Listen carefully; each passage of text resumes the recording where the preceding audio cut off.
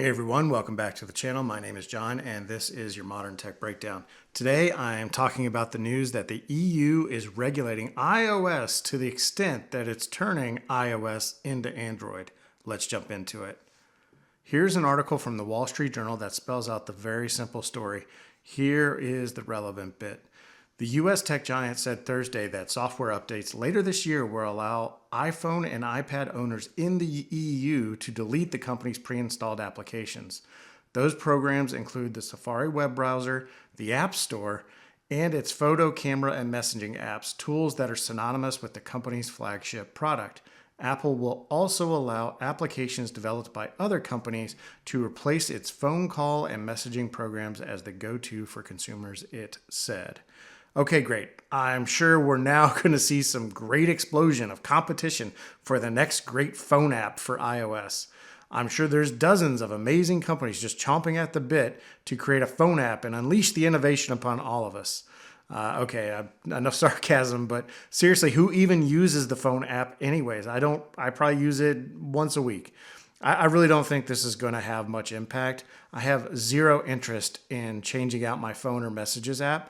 I'm sure some people will love to experiment with the new options, but I don't think the mainstream user base will be all that motivated to switch. But at the end of the day, the EU is slowly trying to force Apple to operate like Android and give up its control of the platform they built. Personally, I hate it when unelected bureaucrats from Europe force American companies to do anything, but I will say it's probably overdue for Apple to give up some of this control. In my opinion, Apple is rightly due some compensation for the amazing innovation they brought about with the iPhone. The iPhone full screen touchscreen design is now basically the only phone design you can buy. It was clearly a paradigm shift for personal technology and humans overall, and Apple should be rewarded for bringing that innovation to the public. However, the iPhone came out in 2007, and Apple has made hundreds of billions of dollars over that time period, and a lot of those billions came from the iPhone. So I think they've been more than compensated for their innovation. What does this mean for Apple? Well, allowing other app stores into iOS is going to have the biggest effect.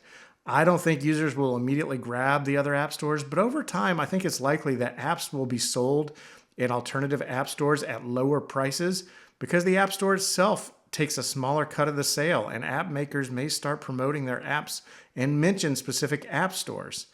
Additionally, other app stores may choose to include apps that Apple currently forbids, like apps that serve up a certain style of spicy content. So over time, I think Apple's App Store is going to see a decline in revenue. However, I suspect it will remain the #1 app store for some time.